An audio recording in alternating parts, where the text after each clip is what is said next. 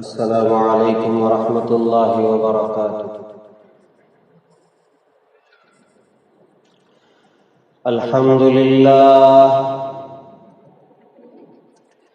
अल्हम्दुलिल्लाह नहमदुहु व नस्तईनुहु व नस्तगफिरुहु व नु'मिनु बिही व नतवक्कलु अलैहि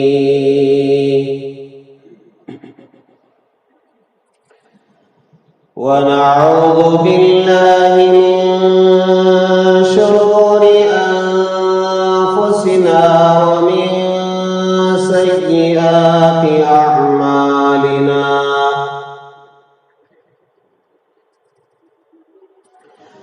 ونعوذ بالله من شرور أنفسنا ومن سيئات أعمالنا من يهده الله فلا مضل له ومن يضلله فلا هادي له ونشهد أن لا إله إلا الله وحده لا شريك له ونشهد أن سيدنا ونبينا ومولانا محمدا عبده ورسوله الذي أرسل بالحق بشيرا ونذيرا وداعيا إلى الله بإذنه وسراجا منيرا.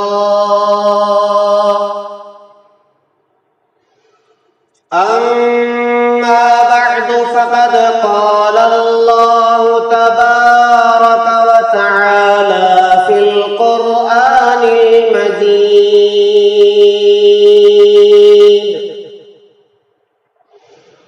أعوذ بالله من الشيطان الرجيم. بسم الله الرحمن الرحيم.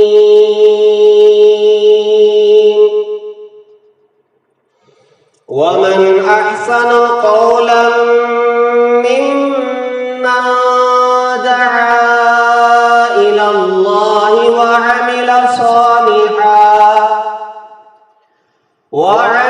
صالحا وقال إنني من المسلمين.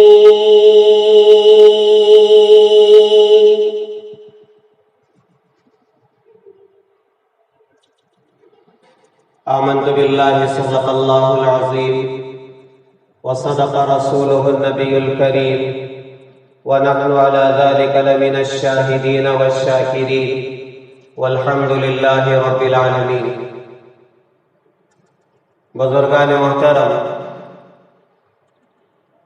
इस वक्त हम जिस दौर से गुजर रहे हैं ये वो दौर है जिसमें आए दिन फितने ही फितने फैलते जा रहे हैं और खास तौर पर मुसलमानों को, इस्लाम को निशाना बनाया जा रहा है और आलमी सतह पर इस्लाम को खत्म करने की साजिशें रची जा रही है और मुसलमानों को दुनिया से मिटाने की कोशिशें की जा रही है। जैसा कि मेरे और आपके आका ताजदार मदीना अहमद मुज्तबा मोहम्मद मुस्तफ़ा हजरत रसूलुल्लाह सल्लल्लाहु अलैहि वसल्लम ने फरमाया क़ुर्ब क़ियामत में लोग मुसलमानों को कत्ल करने के लिए आपस में एक दूसरे को ऐसे बुलाएंगे जैसे खाने के दस्तरखान के लिए बुलाया जाता है। आप यकीन माने, ये वही दौर है जिस दौर से मैं और आप गुजर रहे हैं। यही वजह है दिन ब दिन मुसलमानों से, इस्लाम से दुश्मनी बढ़ती ही चली जा रही है। कभी हमारे इस मुल्क में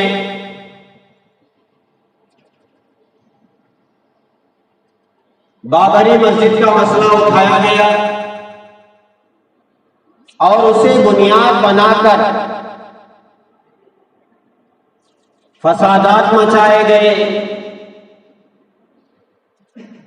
और फिर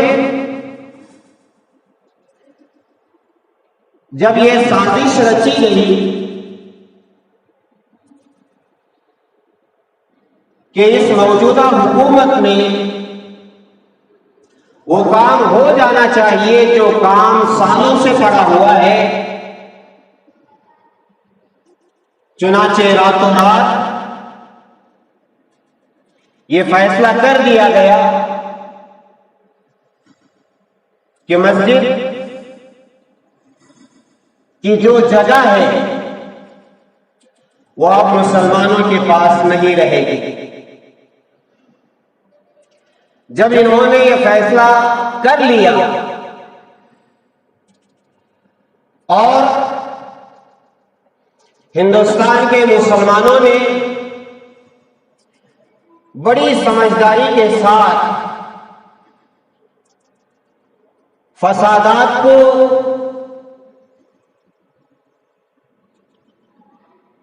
अपने इस मुल्क में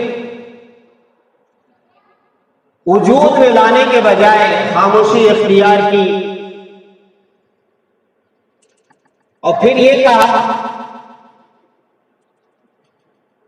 कि ये अलग बात है कि ये सुप्रीम कोर्ट का फैसला है, इस फैसले को मानना हिंदुस्तानी होने के नाते जरूरी है, लेकिन हर मुसलमान ने ये कह दिया कि ये फैसला सही नहीं बल्कि गलत था। जब इन्होंने देखा कि मुसलमान इतने बड़े मसले पर खामोशी इख्तियार किए हुए हैं, तो फिर उन्होंने मुसलमानों के मसाइल में छेड़खानी शुरू की और जो मुस्लिम पर्सनल लॉ था, यानी वो कवानीन जो सिर्फ और सिर्फ मुसलमानों से ताल्लुक रखते हैं और जिनका शरीयत से ताल्लुक है, अहदीस से ताल्लुक है, फिक़ह से ताल्लुक है, कुरान से ताल्लुक है,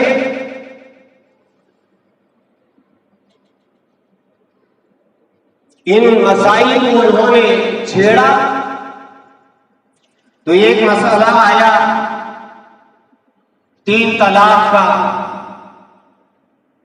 और पूरे मुल्क में आवाज उठी और बहुत सारी मुहिमें चली, दस्तखत की मुहिम चलाई गई और हर मस्जिद से, हर शहर से खुतूत लिखे गए, लेकिन इसके बावजूद उन्होंने ये मसला भी पास कर लिया कि 3 तलाक वो 3 तलाक नहीं है और जो 3 तलाक देगा उसे हम सजा देंगे, जुर्माना उसको भरना पड़ेगा। जब इस मसले पर उन्होंने अपना एक कानून पास कर लिया तो फिर इनकी और हिम्मत बढ़ी। अब वो ये चाह रहे हैं कि मुसलमान जिन पर 5 नमाजें फर्ज है, फजर, ज़ोहर, असर, मगरिब, इशा, इन नमाजों की दावत के लिए ये लोग जो अजान पढ़ते हैं, जिस अजान की आवाज हर मोहल्ले में गूंजती है, हर शहर में गूंजती है, हर मुल्क में गूंजती है,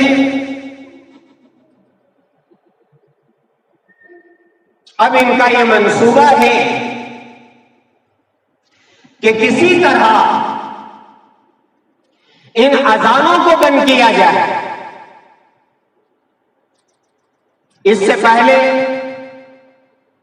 हमारी रियासत ने वो बिल पास कर लिया कि यहां हमारे इस कर्नाटक में यूपी की तरह गाय ज़बा नहीं होगी। जो गाय ज़बा करेगा उसको इतना जुर्माना आयद करना पड़ेगा, इतने साल सलाखों के पीछे जेल में रहना पड़ेगा। आपने 2 दिन पहले अखबार में यह देखा होगा कि अजान पर पाबंदी की जो बातें चल रही थी, उसका एक अमली नमूना उन्होंने ये पेश किया कि थनी संदरा के इलाके में मस्जिद में उन्होंने, बल्कि मसाजिद में और मसाजिद में उन्होंने जिम्मेदारों के नाम नोटिस जारी किया। अब उनका यह कहना है कि मुसलमान जो 5 वक्त अजान देते हैं, इनकी अजानें 5 वक्त की नहीं होंगी।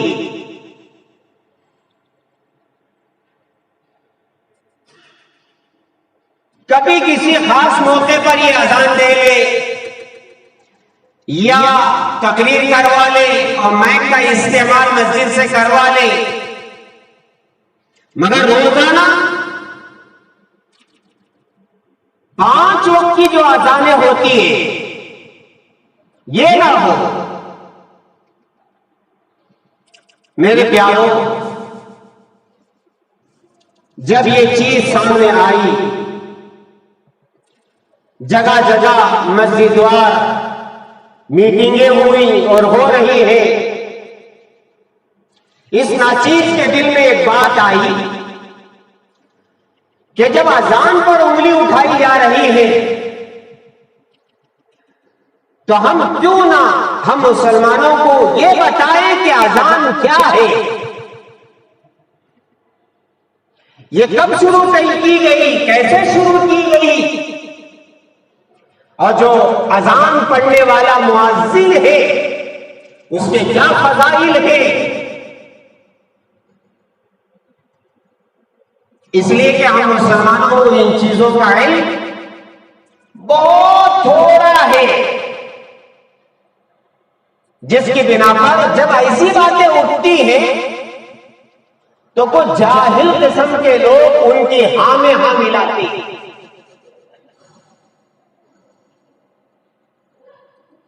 हाँ, ये बात सही है, 5 वक्त की अजान क्यों होना है और लाउड स्पीकर पर क्यों होना है, उनके हां में हां मिलाकर के बात करना शुरू कर देते।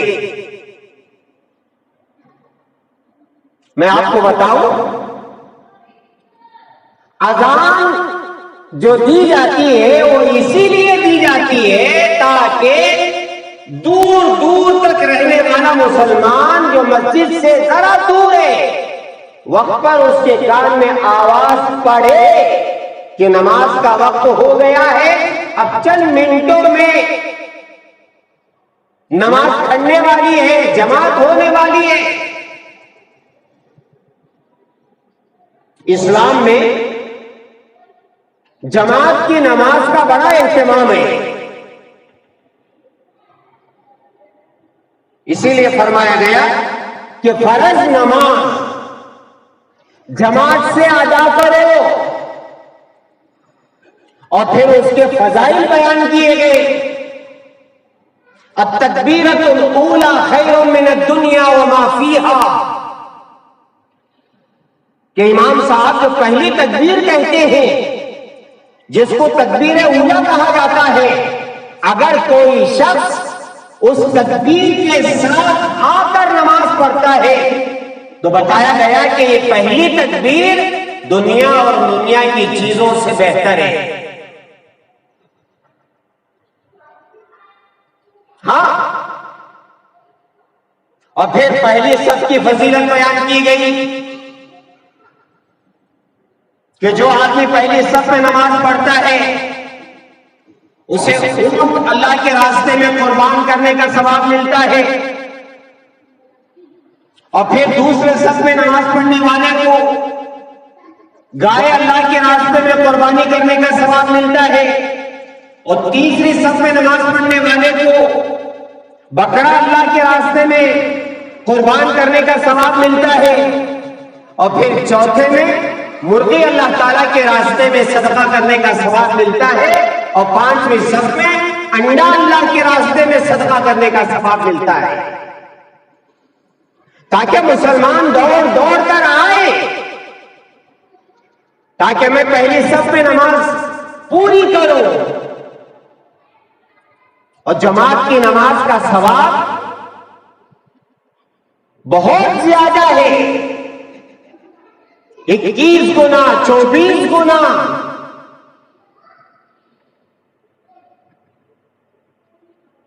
और इसी जमात के लिए मस्जिदें बनवाई जाती हैं, वजू का इंतजाम किया जाता है, इस्तेंजे खानों का इंतजाम किया जाता है, आने जाने का रास्ता बराबर किया जाता है, यहाँ रोशनी का इंतजाम किया जाता है, हवा का इंतजाम किया जाता है, सफों का इंतजाम किया जाता है, कालीन बिछाए जाते हैं, पानी पीने का इंतजाम किया जाता है, और जो माजूर नीचे बैठकर नमाज नहीं पढ़ सकता उसके लिए कुर्सियों का इंतजाम किया जाता है। ये सारी चीजें किस लिए? ताकि मुसलमान फर्ज नमाज जमात के साथ अदा कर ले, इसलिए कि जमात के साथ नमाज अदा करना जरूरी है, वाजिब है। बल्कि यहां तक फुक़हा ने लिखा है कि मस्जिद के करीब में रहने वाले लोग अगर जमात छोड़ करके तन्हा नमाज पढ़ लेते हैं तो उनकी नमाज अदा होती ही नहीं है। वरकाऊ मअ राकिईन, रुकू करने वालों के साथ रुकू करो। जो लोग जमात से नमाज पढ़ रहे हैं उनको उनमें अपने आप को शामिल करो। हाँ,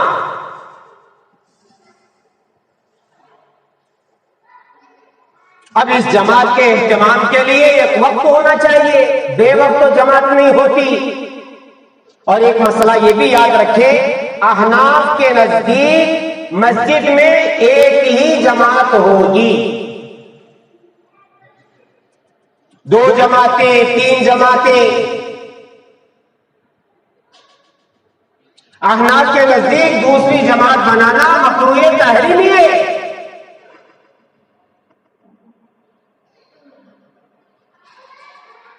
इसका मतलब यह हुआ कि जो आदमी बाद में आकर के जमात बना रहा है वो आम लोगों से हटकर अपनी जमात बनाना चाहता है, अपना उसका एक मसलक है, अपना उसका एक ख्याल है, और शरीयत ये नहीं चाहती। मियां, इस्लाम में जो अहकामात सबके लिए है वो आपके लिए भी है। अलग से जमातें बना लेना, अलग से फिरके बना लेना, अलग से पार्टियां बना लेना,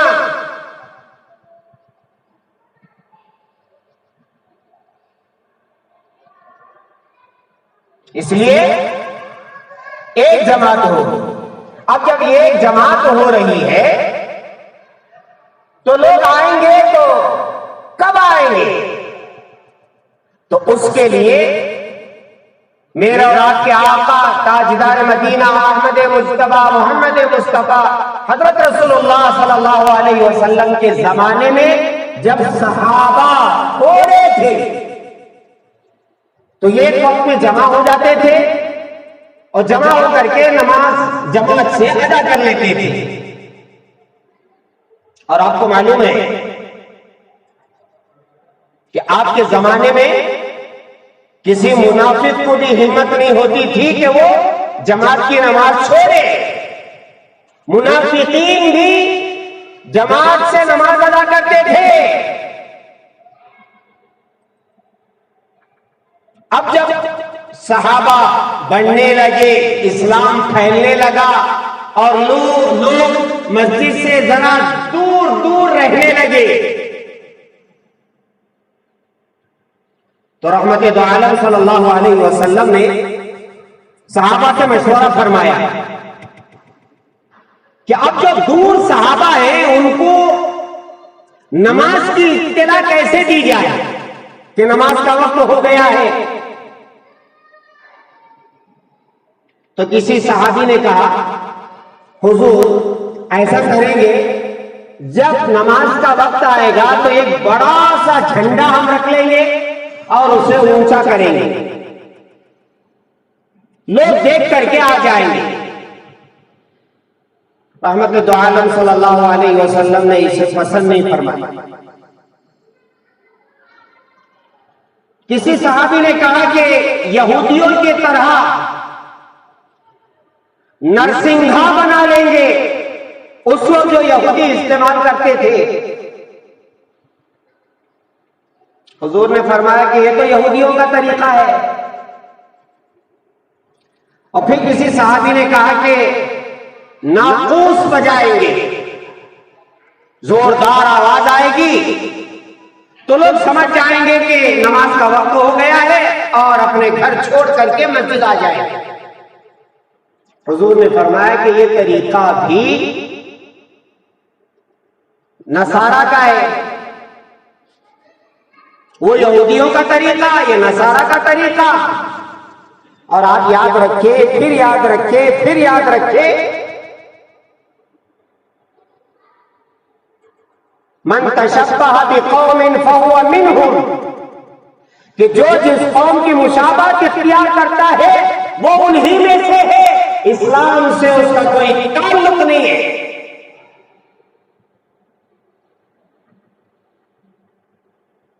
आज जो हमारे समाज में कई तरीके के फैशन चल पड़े हैं जिनका दूर दूर तक इस्लाम से कोई ताल्लुक नहीं है। फटे कपड़े पहनो, अपना जिस्म दिखाते फिरो, छोटा शर्ट पहनो और नाक के ऊपर लोग पहले अपनी पैंट बांधा करते थे, अब नाक के नीचे बांधेंगे। रुकू में सतर नजर आ रहा है, सजदे में सतर नजर आ रहा है।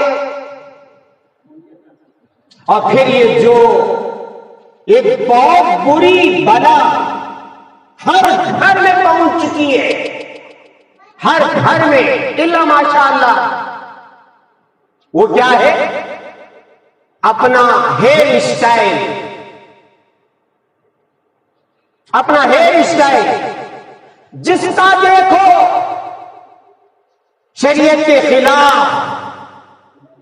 रहमत दो आलम सल्लल्लाहु अलैहि वसल्लम ने एक बच्चे को देखा जिसके बाल कहीं से कटे हुए थे और कहीं से बड़े हुए थे, कुछ छोटे थे कुछ बड़े थे। तो आपने फरमाया अगर सर के बाल रखना है तो बराबर रखो, या छोटे बराबर रखो या बड़े बराबर रखो। आपने मना फरमाया।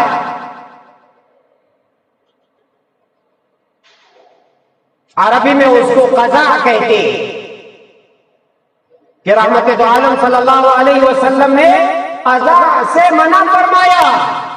और कज़ा क्या है? यही है, कुछ बाल छोटे रख लेना, कुछ बाल बड़े रख लेना। अब आप देखें, ऊपर का जो हिस्सा है सर का, वहां बाल बड़े बड़े,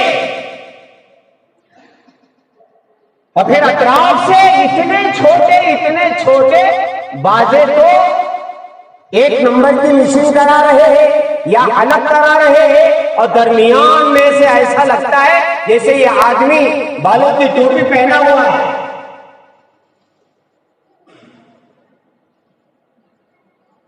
मन तशब्बह बिक़ौमिन फ़हुवा मिनहुम। अगर इसी हालत में मौत आ गई, मेरे सरकार को क्या मुंह दिखाएंगे? सरकार जिस चीज से आपने रोका था, उसी शक्ल के साथ में आपके पास आया हूं, आप शफाअत कर दीजिए, हौज़ कौसर का पानी पिला दीजिए, आपके साथ जन्नत में ले जाइए।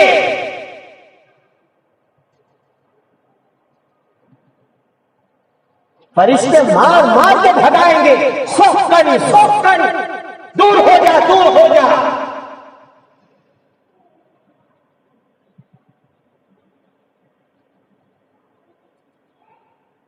सख्ती से बोलो, नरमी से बोलो, प्यार से बोलो। बच्चे मानने के लिए तैयार नहीं हो रहे। मन तशब्बह बिक़ौमिन फ़हुवा मिनहुम। मैं वालिदैन को ये बताना चाहता हूं, हमारी जिम्मेदारी है कि हम अपने बच्चों की निगरानी करें, तरबियत में निगरानी करें। ये इस्लाम का मसला है, शरीयत का मसला है, अपनी मन मर्जी वहां नहीं चलेगी। हाँ,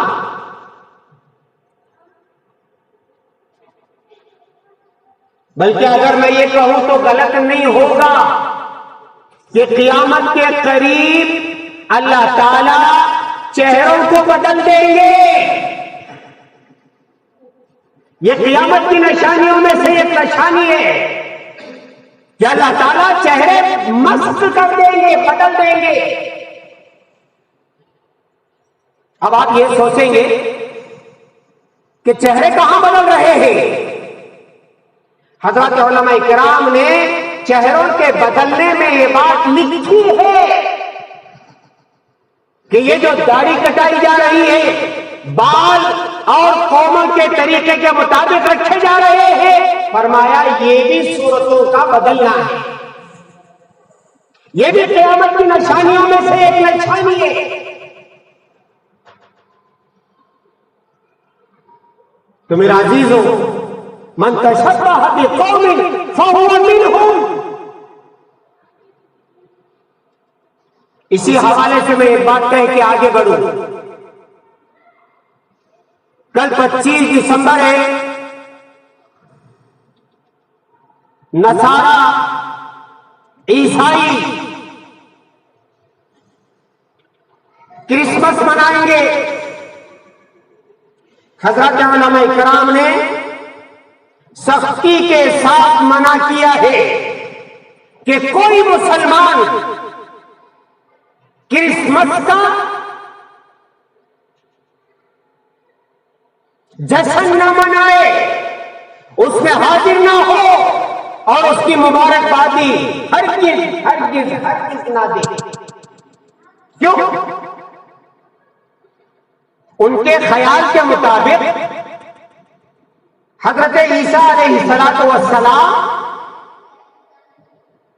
25 तारीख को पैदा हुए और वो अल्लाह के बेटे हैं। नाऊज़ बिल्लाह। ईसा अलैहिस्सलाम को वो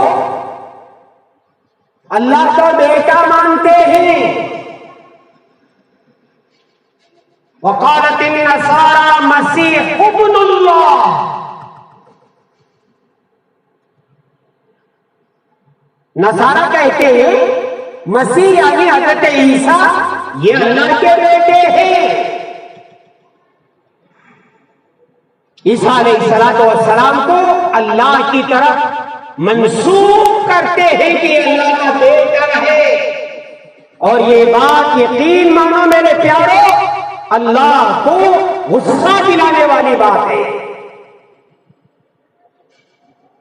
अब उनके यहां कल शराब पी जाएगी, पानी की तरह शराब बहाई जाएगी और नंगा नाच होगा। हमारा मुसलमान बूढ़ा हो के जवान हो, मर्द हो के औरत हो, कोई उनके मजालिस में शरीक ना हो और उन्हें हैप्पी क्रिसमस का सेलिब्रेट ना करे। अगर हम लोग कहते हैं तो उसका मतलब यह हुआ कि ईसा अल्लाह के बेटे हैं, नाउज़ुबिल्लाह। ईमान हमारा खतरे में पड़ जाएगा। इसलिए मेरे अजीजों, बात पे बात निकली, बहुत अच्छा हुआ, वरना हमारे कई मुसलमान नौजवान लड़के और नौजवान लड़कियां खास तौर पर इसमें मुलव्वस हैं और उनको पता नहीं है ये क्या किया जा रहा है और ये क्यों करते हैं। शराब पीना तो बहुत दूर की बात, जिना करना तो बहुत दूर की बात।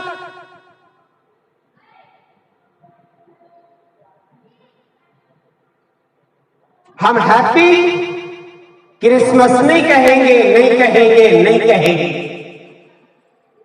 तो मैं अर्ज कर रहा था, मन तशब्बह बिकौमिन फहुव मिनहुम की तालीम है। जो जिस कौम की मुशाबहत इख्तियार करता है, क़यामत के दिन उन्हीं के साथ वो उठाया जाएगा। मैं वो वाक़या बता करके आगे बढ़ूं। एक ईसाई, उसका इंतकाल होता है लड़की का, उसे उनके मसाल में ले जा करके दफन कर दिया जाता है। एक मुसलमान का इंतकाल होता है और उसे कब्रिस्तान में ले जा करके दफन कर दिया जाता है। अचानक कोई ऐसा मसला आता है कि मुसलमान को कब्र में से निकालना है, कोई मसला आ गया। अब जब मुसलमान की कब्र खोद कर देखते हैं तो क्या देखते हैं कि वो जो लड़की ईसाइयों के कब्रिस्तान में दफन की गई थी, वो लड़की यहां मौजूद है। मुसलमानों को ताज्जुब हुआ कि यहां ईसाई लड़की, तो फिर हमारा मुसलमान कहां गया। अब जब शहरों में पता चल जाता है, करियों में पता चल जाता है कि फलां के घराने की ये लड़की थी, ईसाई थी, जब उसकी कब्र के पास जाकर के उसकी कब्र खोद करके देखा गया तो ये मुसलमान वहां मौजूद था।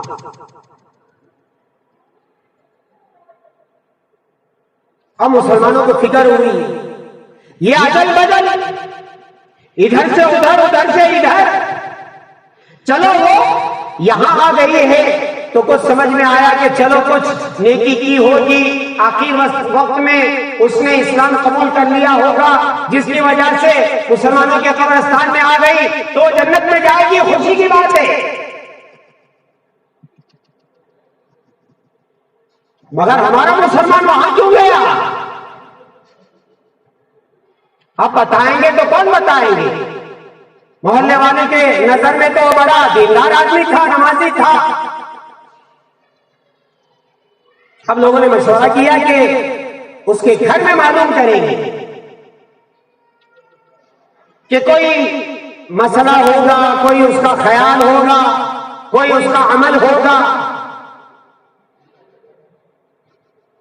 अब जाकर के उनकी बेगम से पूछा गया, आप सच सच बताएं, आपके शौहर कैसे थे, उनके क्या क्या ख्यालात थे, उनके अमल क्या थे। हमारे दरमियान तो वो अच्छे रहते थे, नमाजी थे,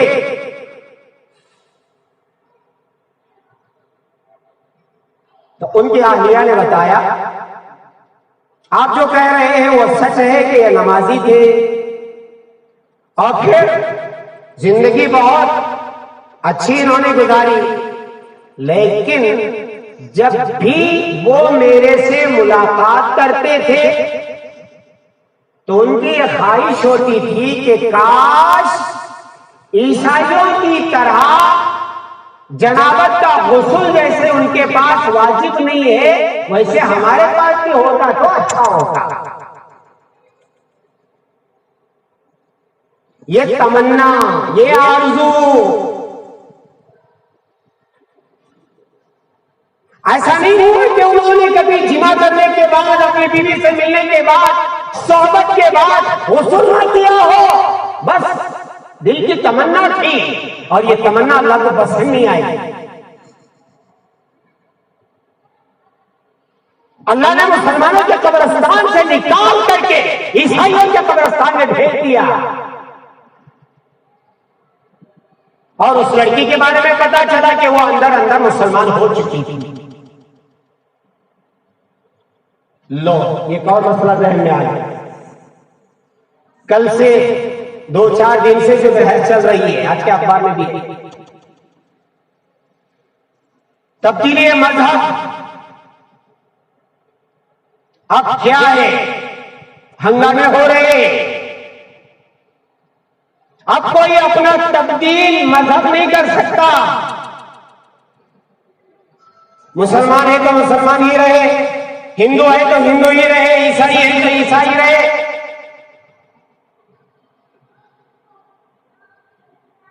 इसमें भी बहुत सारी चीजें, पता है आपको, एक वक्त आएगा पूरे हिंदुस्तान में लोग मुसलमान हो जाएंगे। जी हां, हमारे बुजुर्गों ने ये पेशन गोइयां शुरू कर दी है कि अनकरीब वो वक्त आने वाला है कि हिंदुस्तान के सारे लोग मुसलमान हो जाएंगे। उनके इस्तकबाल के लिए बड़ी बड़ी मस्जिदें बनाए, बड़े बड़े मदरसे बनाए, बड़ी बड़ी खानकाहें बनाए और अपने घरों को भी जरा बड़ा बड़ा बना करके रखे। एक कमरा उनके लिए, ताकि जब वो आए हम उनको अपना भाई बनाए, अपनी बहन बना करके अपने पास रखें। ये चीज उनको मालूम हो गई, इसलिए कि दुनिया में डंका बजेगा तो इस्लाम का डंका बजेगा, है नहीं? जब तक एक ईमान वाला है, अल्लाह अल्लाह बोलने वाला, दुनिया बाकी है, उनको मालूम हो गया है। आज का अखबार उठा करके देखो, इन्होंने बिल पास कर लिए, अब उसको आगे पहुंचाना है। अब वहां क्या होगा वो बाद में।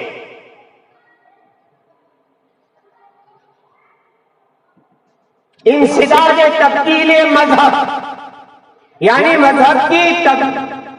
मजहब को तब्दील करने से रोकना, जैसे इंसिदाज दाऊदशी इन्होंने पास कर लिया। अब ये मजहब तब्दील करने की बारी आ रही है। ईसाई आवाज उठा रहे हैं, हमारे मुसलमान खामोश बैठे, पता नहीं किस खुशी में खामोश बैठे। अरे जितना बमड़ी मारना है मार लो, सिक्का तो हमारा ही चलने वाला है दुनिया में भी, आओ आखिरत में भी। देखेंगे क्या होगा। बड़ा मसला है वो कि एक आदमी अगर ईसाई होना चाहता है तो पहले उसे दरखास्त देनी होगी कई महीने पहले, फिर उसके बाद पूरे पुलिस स्टेशनों में बताया जाएगा कि ये आदमी अपना मजहब छोड़कर ईसाई होने जा रहा है, और फिर एक हंगामा होगा, और फिर उसके बाद अगर इजाजत मिली, अच्छा इजाजत मिलने से पहले उसकी इंक्वायरी होगी, पुलिस आएगी, क्यों अपना मजहब छोड़ रहे हैं।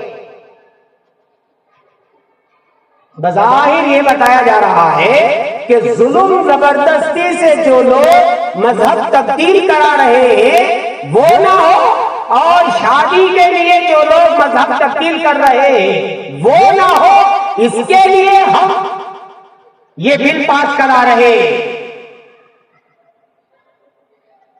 हाथी के दांत दिखाने के कुछ और है, चबाने के कुछ और है। बिल ये कहकर के पास किया जा रहा है, लेकिन अंदरों दावत और तबलीग पर पाबंदी की बातें उठाई जा रही हैं।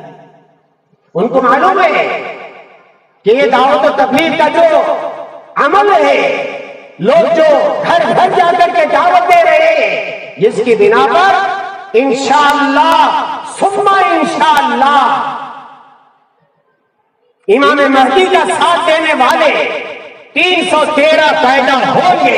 हजरत ईसा अलैहिस्सलाम का साथ देने वाले 313 पैदा होंगे। उनको मालूम हो गया है अब डंका बजने वाला है इस्लाम का हर दांगे आलम में, मस्जिद में भी, मगरिब में भी, शिमाल में भी, जुनूब में भी ईसा अलैहिस्सलाम के उतरने का जमाना आ गया है। इमाम महदी के दुनिया में आने का वक्त आ गया है। दज्जाल के निकलने का वक्त आ गया है और उसके लिए रास्ते हमवार किए जा रहे हैं, सारी सहूलतें बनाई जा रही हैं। अब इनके पेटों में चूहे दौड़ना शुरू हो गए हैं। कुर्सी बचाओ, हुकूमतें बचाओ, वरना हमारी हुकूमतें जैसे फिरआउन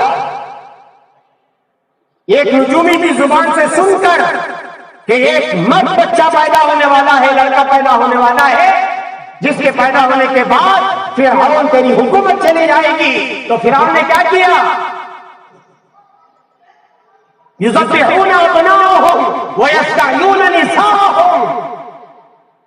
मर्द बच्चे जहां पैदा होते, लड़के जहां पैदा होते, कत्ल किया जाता।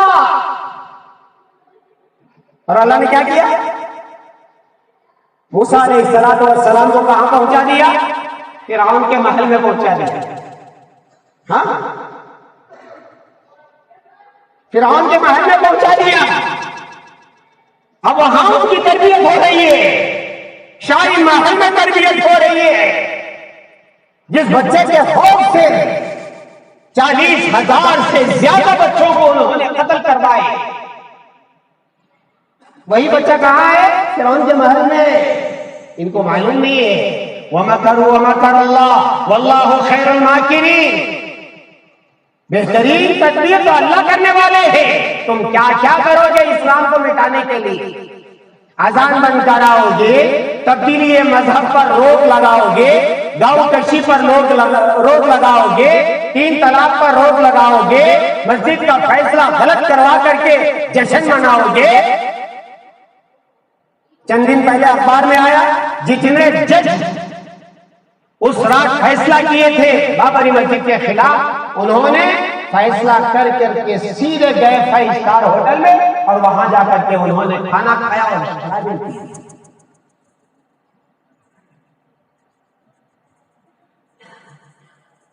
बस हम यही कहेंगे कि तुम जो करना है करो, अल्लाह के लिए आसमान और जमीन की मिल्कियत है। आसमान और जमीनों का मालिक अल्लाह है। उसके ढील को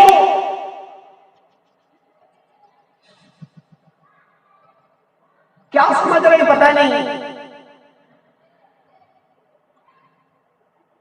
अल्लाह ने ढील दे रखी है, करो क्या करते हो। और सुनो, अल्लाह फौरन फैसला नाजिल कर देंगे, नहीं होगा ऐसा। क्यों? इसलिए कि ये दज्जाल का फितने का दौर है। जब तक दज्जाल नहीं आएगा उस वक्त तक ऐसा ही होता रहेगा, ऐसा ही होता रहेगा, ऐसा ही होता रहेगा। अल्लाह ने ढील दे रखी है इस वक्त। जो झूठ बोलेगा उसकी दुनिया आएगी, जो धोखा देगा उसके बाद दुनिया आएगी, जो गद्दारी करेगा उसके बाद दुनिया आएगी, और जो झूठ बोलेगा बेचारे को 2 वक्त की रोटी नहीं मिलेगी। हाँ, इस वक्त का ये जो दौर है, ये दज्जाली फितनों का दौर है। याद रखिए, हम सब इम्तिहान में पढ़ चुके हैं। इसलिए मेरे प्यारों, ये सारी बातें इस्लाम को खत्म करने के लिए है। तो मैं अर्ज कर रहा था कि ये मन तशब्बह बिकौमिन फहुवा मिनहुम, कि जो जिस कौम की मुशाबहत इख्तियार करेगा वो उन्हीं में से होगा।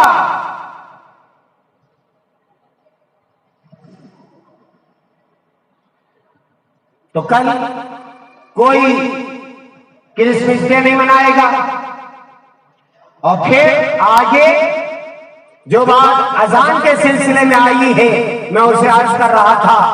अल्लाह के रसूल अलैहिस्सलातु वस्सलाम ने मशवरा किया कि हम क्या करें। सहाबा की उस राय को कि एक ने कहा नामूस बनाएंगे, एक ने कहा यहूदियों का वो रास्ता, फिर एक ने कहा कि झंडा बुलंद करेंगे। आपने उन तमाम चीजों को पसंद नहीं फरमाया।